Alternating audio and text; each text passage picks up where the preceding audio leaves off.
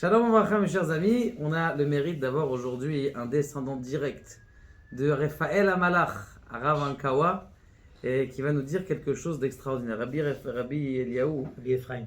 Rabbi Ephraim, Rabbi Ephraim Ankawa, l'aïeul. Et nous, c'est Rabbi Eliaou Ankawa, Baruch Hashem, on a le mérite. Et Béhémet, il m'a posé une question qui était très intéressante, sur laquelle il a découvert comment ça se fait qu'il y a ce sujet autour de la Kétonet passive, la tunique. Béhémet, en quoi, quelle importance elle donne cette Torah à cette Kétonet passive? Alors Béhémet, qu'est-ce qu'il y a, Rabbi Eliaou, guide là nous. Boker Tov.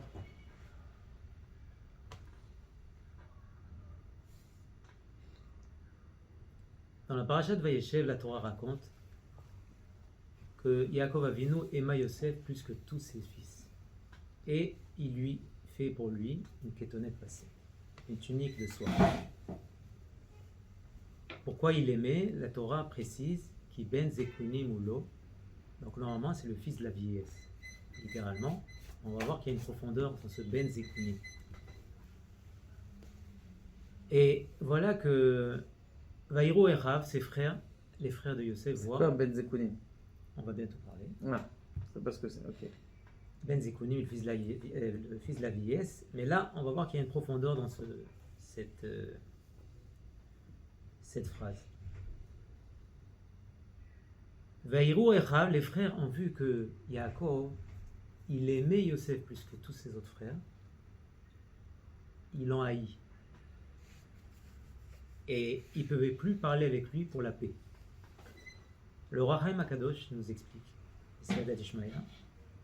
le roi Haïm Akadosh nous explique que les disputes entre les frères, il a raconté, il a rapporté sur moi, ça peut encore s'arranger.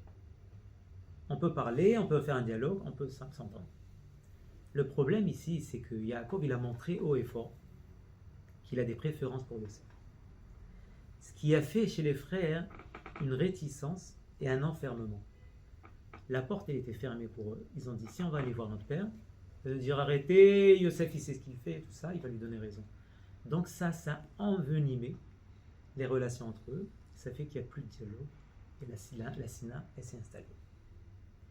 Donc là, ça augmente et ça accentue la difficulté qu'on a à concevoir comment Yaakov peut faire une erreur si bête dans l'éducation, de ne pas se rendre compte que cette tunique elle va entraîner des grandes disputes.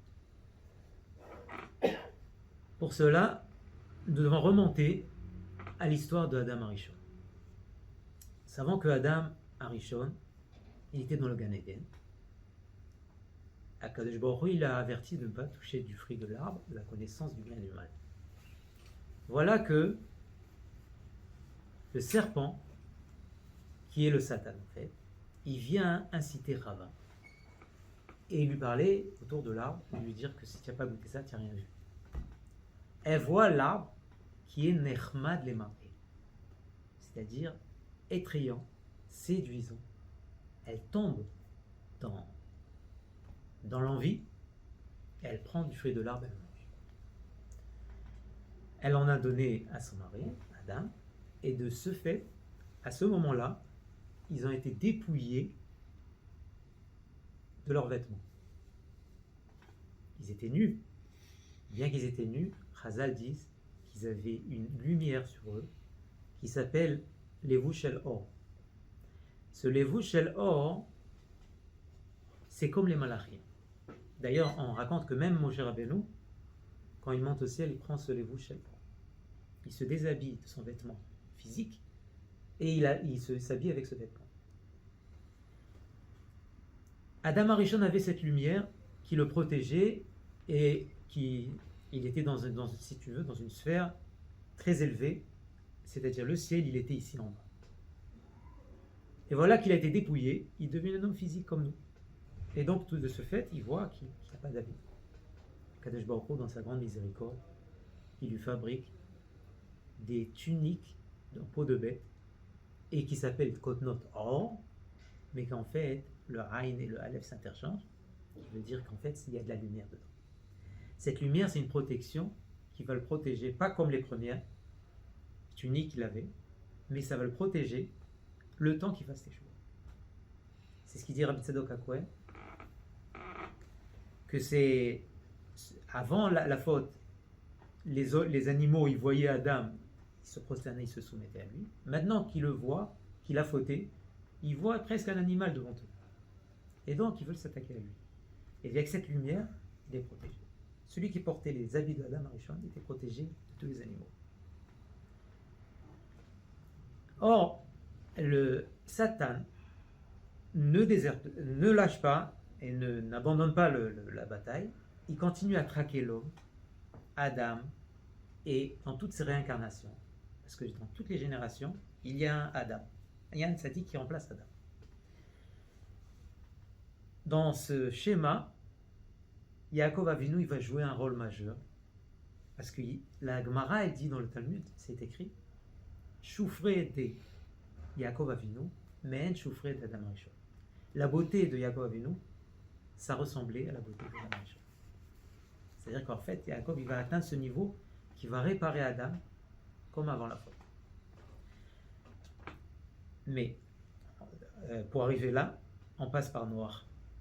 Noach, en sortant de la Teva, il boit du vin, il perd un peu sa conscience, il se déshabille, il est dans sa tente, nu, il rentre Ham, son fils, il fait ce qu'il fait, c'est pas le sujet dont on va parler aujourd'hui, et il s'empare des vêtements de Adam. Le Satan, il dit, j'ai eu ma revanche. J'ai pris les vêtements d'Adam Rishon. Et ça continue. On arrive jusqu'à Yaakov Avinu. Au moment, pendant Yaakov Avinu, il va recevoir les Berachot à l'âge de 64 ans. Au moment de recevoir les Berachot, ce jour-là, il est très crucial. C'est le jour du tri. C'est le jour du bureau où on va choisir, on va voir où ça continue. Chez Yaakov ou chez Esav. Autant que ça puisse paraître vraiment drôle, mais Esav, c'est quelqu'un qui se faisait passer pour un grand tzaddik. Et il servait son père avec des bigdei malchut, la Gemara, le Midrash, Rabbi dit, qui mettait les habits de Adam Arishon, et avec ça, il réussissait à tromper son père, qui envoyait sur lui une lumière autour de lui qui cachait ses misères, cachait ses mauvaises actions, et que de même, et comme il faut ajouter que l'ange gardien de Esav, c'est le Satan lui-même, il a réussi à tromper Yitzhak pendant 64 ans, de croire que Esav, c'est un tzaddik. Il allait lui donner les barres. Et c'est là qu'intervient Rivka. Rivka, c'est elle le Gilgoul de Chava. Ce jour-là, c'est son jour qu'elle doit réparer la faute de Chava qui a donné le fruit de l'arbre et qui a causé à l'homme toute ce malheur.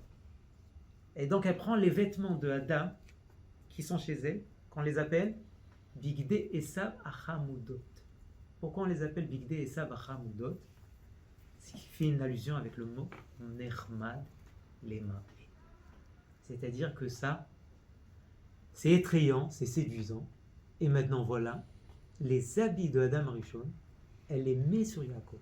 Elle dit, mon fils, va, prends les barbes. Il dit, mais je vais mentir, je vais tricher. Comment je puisse? Il dit, prends, c'est le roi HaKodesh qui m'a dit, c'est aujourd'hui, tu dois récupérer les barbes. Le Zohar HaKadosh, il dit que Yaakov, il n'a pas volé quelque chose, il a rien que repris ce qui lui appartenait, parce que Yaakov, c'est le Gilgoul de Adam. Et Yaakov, il reprend les vêtements de Adam et il reprend les Berachot.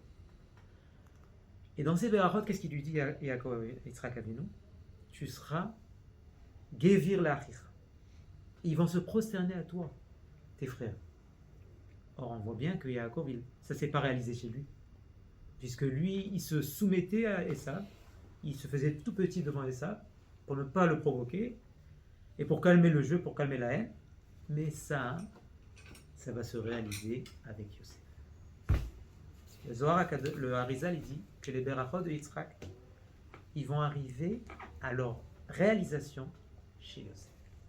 C'est-à-dire que Yaakov Avinu Baruch Hashem, il a reçu le Berachot, quand il rentre avec les vêtements d'Adam Arishon, c'est écrit que Yitzhak va yarach et reach begada, il va y avoir écrit. Il dit le Midrash, il a senti l'odeur du Gan Eden.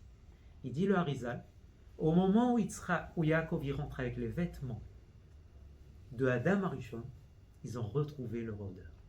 Chez Esav, il n'y avait pas d'odeur, puisqu'il les portait tout le temps. Yitzhak n'avait jamais senti l'odeur.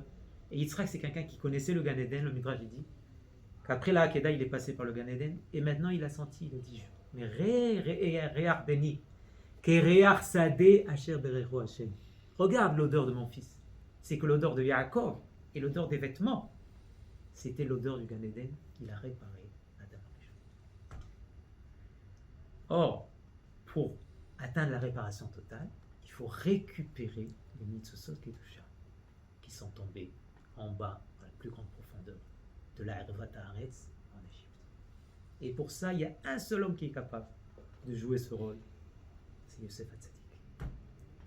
Yosef Hatzadik, il doit descendre en Égypte. Yaakov, il refuse. Il n'est pas question pour lui de descendre en Égypte. Vayeshev Yaakov, il a décidé ici, c'est Megouré à vivre. De même qu'on père, il a vécu ici. Moi, je reste là, je ne bouge pas. Le Midrash dit qu'Hachem, il a forcé, il était obligé de forcer Yaakov. Et de ce fait, il fallait envoyer Yosef en Égypte. Pour descendre en Égypte, Akash Baruch Hu lui met dans la tête, lui préparer Ketonet Passim. Ketonet Passim, le Chida Laval Shalom dit qu'il a réussi, Yaakov, à faire introduire dans ces Ketonet Passim une lumière de Adam Arishon. En fait, il y a Yaakov, c'est la lumière d'Adam Arishon. Yosef, qui s'appelle Ben Zekunim, qui veut dire Ziv Ikunim, qu'il avait le même visage que son père et le même visage qu'Adam Arishon. Donc, Ketonet Passim, c'est, il dit le Midrash, Pas Yam. Aussi, il dit le Midrash, Shaita Magat at Pas Yado. Cette Ketonet, elle arrivait jusqu'à la main. Et le Baal HaTurim dit, Gimatria, Pas Yad Lo. Ça veut dire quoi, Pas Yad Lo? Yaakov, il lui dit, mon fils, fais attention, il y a une main maléfique qui va tenter de s'emparer de toi. Sauve-toi. Sauve-toi. Yosef, il descend en Égypte. A priori, il est équipé du vêtement protecteur qui s'appelle Ketonet Passim. Arrivé à Shechem, les frères, ils le déshabillent. On le jette dans un puits. Après, il sort, on le vend en Égypte. Il dit le Sfat Emet. Comment ça se fait qu'on le déshabille? Mais c'était fait pour protéger. Il dit, écoute, le Nisayon, on veut te voir sans tes vêtements. Yosef, il va atteindre un niveau que sa force, sa lehava, elle va briller sans les vêtements. Écoutez bien, la femme de Potiphar, elle attaque après une année de harcèlement. Ce jour-là que Yosef, il est vraiment pris dans un Nisayon, il y a un flash, il y a une lumière qui vient chez lui. Il voit le visage de son père. Il voit le visage de son père qui lui dit, mon fils, fais attention. Et il y a un double message, parce qu'il voit le visage de son père, mais il voit le visage d'Adam Arishon. Il voit Adam Arishon qui lui dit, Shalchelet, c'est écrit dans Vayemaen, il y a une chaîne. C'est quoi une chaîne? Il y a un ta'am qui fait Shalchelet, qui veut dire le chida, c'est un tremblement qui va d'en haut jusqu'en bas. En fait, il lui dit, fais attention, tout le tikkun des Dorot, il dépend de toi à ce moment-là. Qu'est-ce qu'il fait Yosef? Il saute, il se sauve, il laisse son vêtement. Il laisse son vêtement. C'est-à-dire que la femme de Potiphar, elle s'est dit, j'ai son vêtement, je ne le lâche pas, il sera obligé, il ne va pas repartir tout nu. Lui, il s'en va, il se sauve. Il a été sauvé de l'affaire. Le Midrash, il dit, grâce à ça, les Béné Israël ont pu tenir, résister en Égypte pendant 210 ans, ne pas s'impurifier, s'assimiler. Et grâce à ça, la mer, elle s'est sauvée devant eux. Ils sont arrivés au désert du Sinaï dans la Torah. Baruch Adonai, Leolam, Amen. Zak Baruch.